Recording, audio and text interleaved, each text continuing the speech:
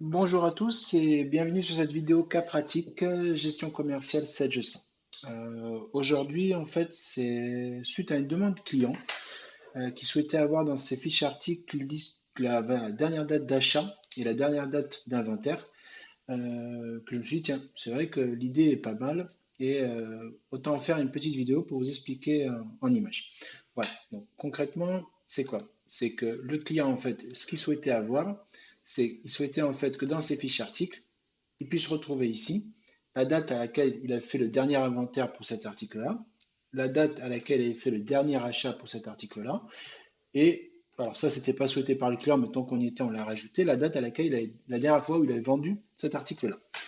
Donc, concrètement, dans la gestion commerciale Sage, ça se traduit comme ça.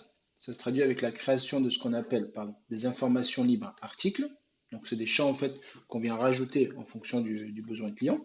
Donc, on a rajouté trois champs qui sont au type date et qui reprennent en fait, qui vont être alimentés en automatique par la dernière date de vente, la dernière date d'achat ou la dernière date d'inventaire. Donc, comment ça fonctionne? Lorsqu'on va prendre, on a considéré que c'était qu'on alimentait qu'à partir des factures. Donc, je prends une facture. Donc, ma facture, en l'occurrence, elle date du 30 novembre 2019. Je vais y mettre mon article café. Ah, mais d'abord, je ne l'ai pas en stock. Alors, attendez, je vais faire autrement. Je vais d'abord créer un document d'achat. Ça sera plus logique. Donc, je prends une facture d'achat. Cette facture date du 2 janvier. Donc, je vais mettre mon article café à l'intérieur. Okay. Mettre 30 euros. Du coup, maintenant dans l'article, je me retrouve en fait en date de dernier achat, la date du document qui a fait rentrer en stock le produit pour la dernière fois. D'accord? Ensuite, du coup, maintenant, si je vais côté vente, que je prends une facture de vente, donc là, mon article, la facture est au 30 janvier 2019. Si je mets mon article ici, ok, qu'est-ce qui se passe maintenant quand je double-clique sur l'article et que je vais voir le détail? Pour la dernière date de vente, il m'a mis en fait le 30 janvier 2019. Voilà, il m'a reporté la date du document que j'avais ici. Donc, il a fait la même chose pour les achats, il a fait la même chose pour les ventes. Bien sûr, si derrière, je crée une nouvelle facture d'achat, d'accord, à la date d'aujourd'hui par exemple, que je rappelle mon article café, qu'est-ce qui va se passer? Ok, il va aussi me mettre à jour à la date d'aujourd'hui, la dernière date d'achat.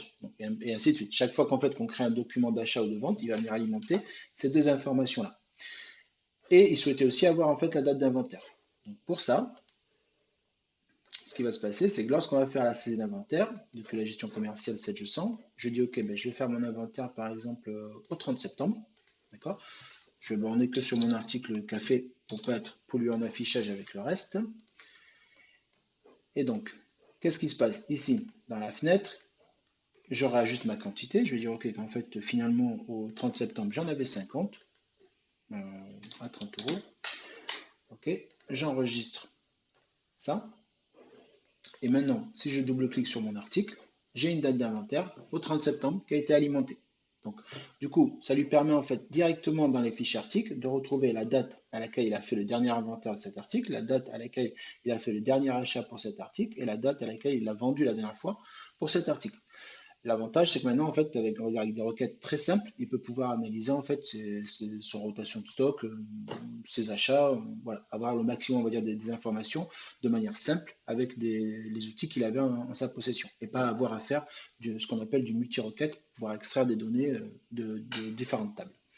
Voilà, c'était un petit cas pratique que je trouvais pratique justement. Et pour ça, donc on a dit, on a créé des informations libres dans la gestion commerciale au niveau article, d'accord?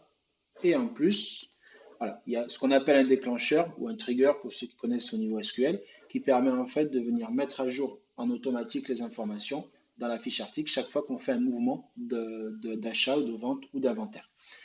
Voilà, c'était le cas pratique de la fin de journée.